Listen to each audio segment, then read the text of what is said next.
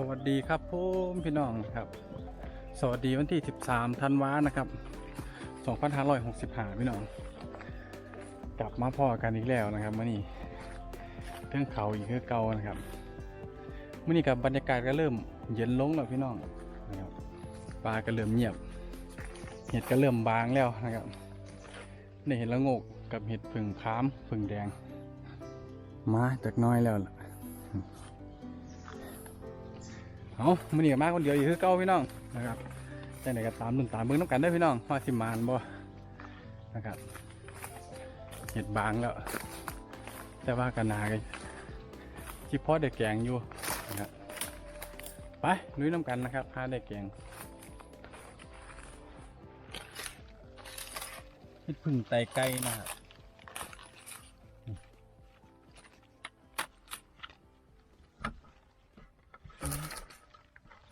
ปกติที่เกิดเป็นมูใหญ่เลยพี่น้องดอกแข็งดีอยู่ครับมี3 ดอก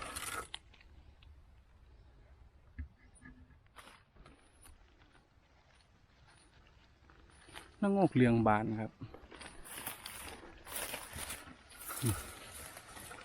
2 ดอก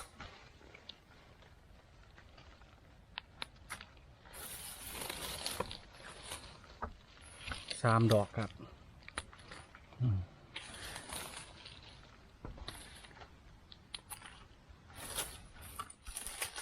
เห็ดตะไคร้ดงพี่น้องดอกงามเลยนี่ครับอีกดอกหนึ่งตากแดดอยู่ ตะไคร้ดง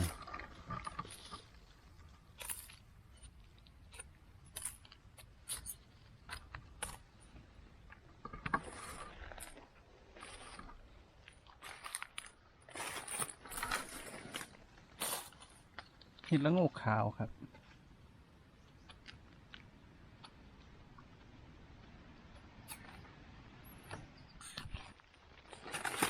เห็ดละโงกอีกแล้วครับ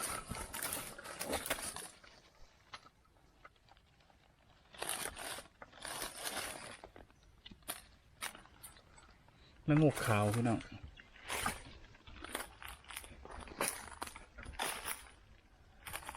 ไม่ละโงกดงวะเนี่ย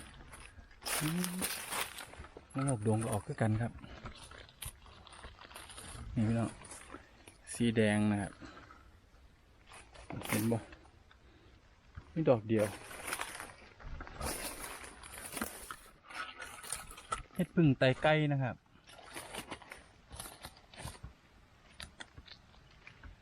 แมงด้วยกันเบิดแล้วพี่น้องเห็ดผึ่งเหลืองนะครับเห็ดผึ่งแดงนะครับ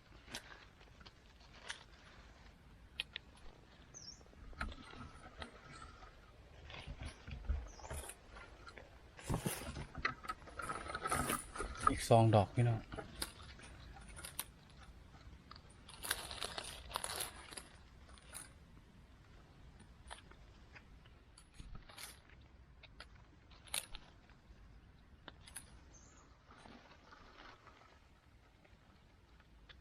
ดอกงามๆพี่น้องอันนี้ดอกงามให้เก็บอยู่นะครับอีกดอกหนึ่ง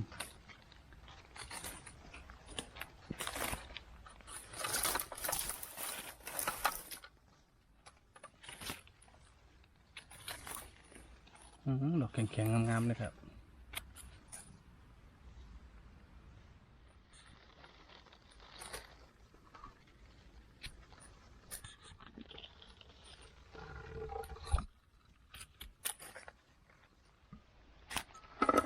พี่น้อง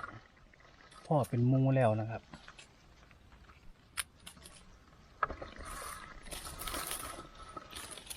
แดงดอกงาม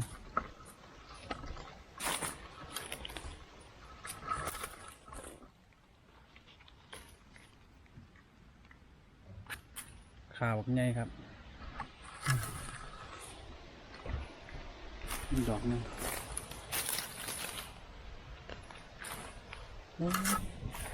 แข็งโป๊กเลยพี่น้อง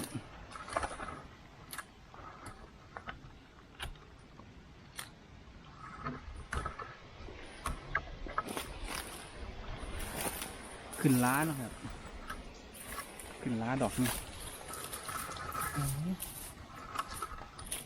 ขาใหญ่ให้กัน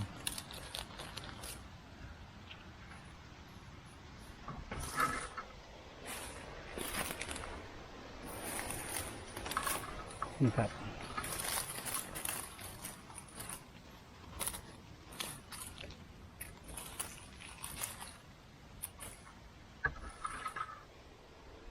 โอ้ดอกนี้คนบ่เห็นคนบ่ขอมาหรือมีมูเล็กเป็นมูที่หน่อย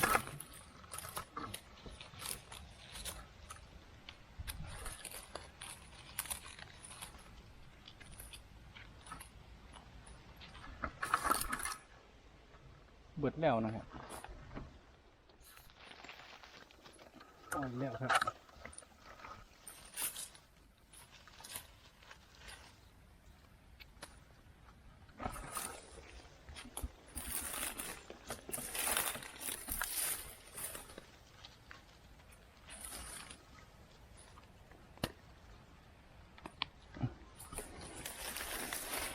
โอ้ทางล่างมีอีกดอกหนึ่งพี่น้อง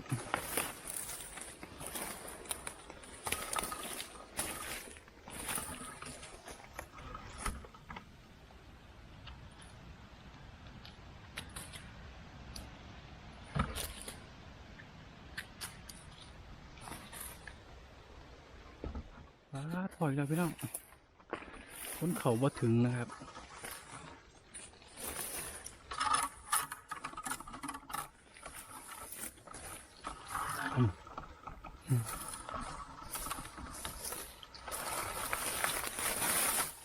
นี่จะดอกนี่3-4 ดอก6จากน้อยนะครับหมองคนเขาบ่ถึงกับยังอยู่พี่น้อง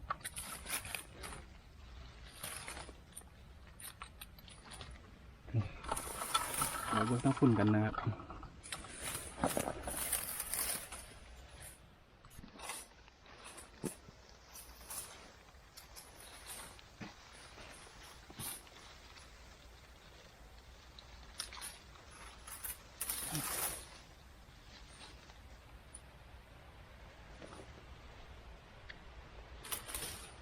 มูหนึ่งพี่น้อง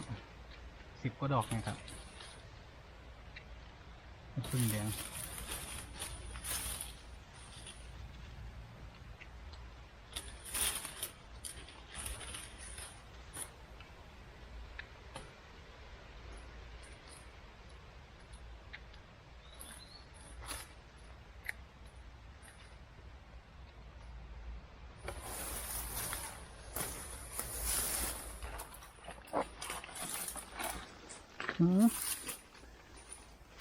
หลายดอกอยู่พี่น้อง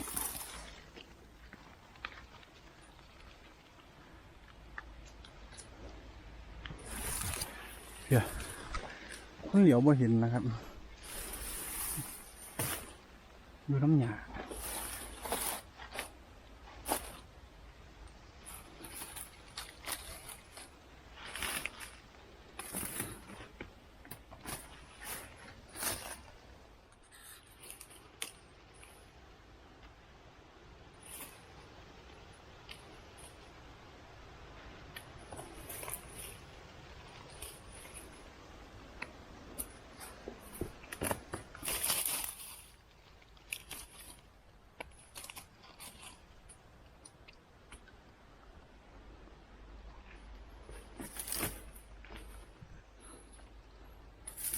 เบิดแล้วครับพอเป็นมูอยู่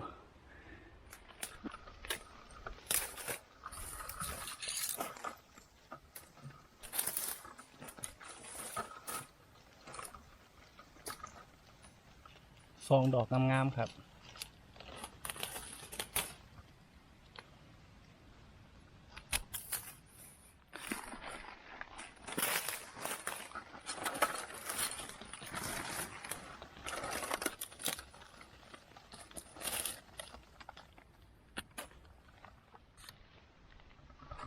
เห็ดพึ่งแดงครับเนี่ยดอกเดียวพี่น้อง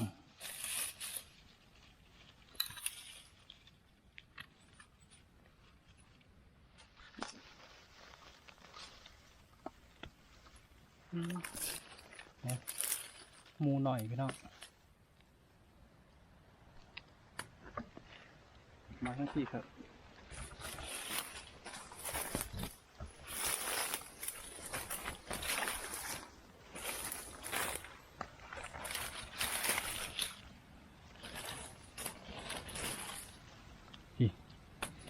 ขายังงามนะครับ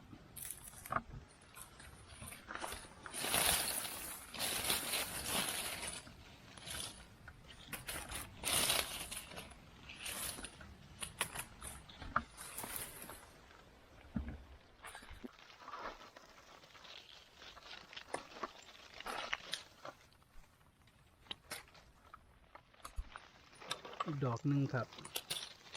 เห็ดพึ่งแดง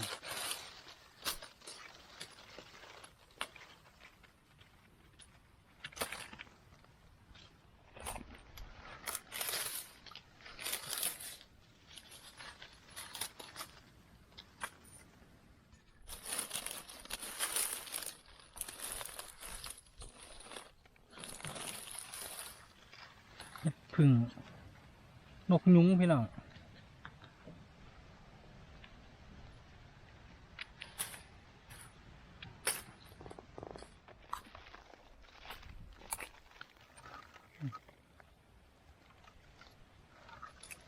เห็ดพึ่งแดงกับพ่อมีให้เก็บอยู่ได้พี่น้องนะครับแต่ว่าขึ้นล้าเบิดล้าขาวดอกน้อยยังมีอยู่ครับ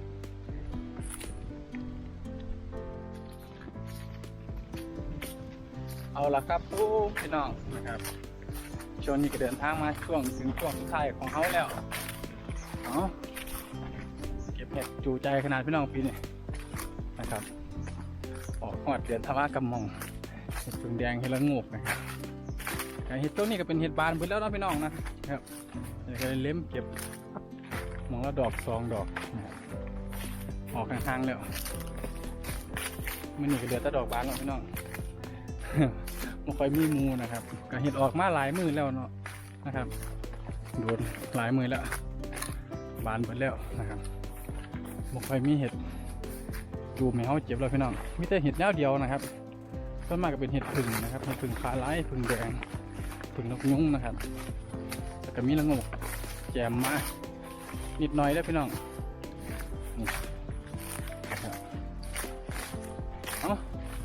เดี๋ยวมาเบิ่งผลงานของเราเมื่อนี้กันมานบ่เห็ดบานที่มานบ่พี่น้อง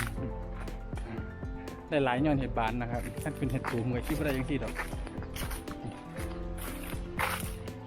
นะครับไอแน่ก็มาว่านอยู่เห็ดพึ่งแดงดอกกำลังก็ยังอ่อนดีอยู่พี่น้องนะครับได้เป็นดอกบานมาแล้วสำนีก็มีอยู่โดนพ่อเทียครับเห็ดพึ่งแดงแกงแซ่บนะครับรสชาติบ่ขมได้พี่น้องนะครับสำหรับ FC ที่เพิ่นถามมาว่าขมบ่ขมนะครับหวานแกงแซ่บกรอบน้ำนะครับเหนียวดีนะพี่น้องยำกึดเลยแหละกรอบแบบคล้ายๆแบบเห็ดพึ่งด่างแฮนะพี่น้องนะครับแต่ว่าบ่ได้ขมจังสั้นเอาคลิปนี้ก็บ่มีอย่างไรพี่น้องย่างมาฮอดรถเลยล่ะเดี๋ยวที่ได้กลับบ้านแล้วนะครับวันนี้ก็พอได้อยู่ได้กินได้แกงนะครับไปคลิปหน้าค่อยพอกันไหมพี่น้องสวัสดีครับ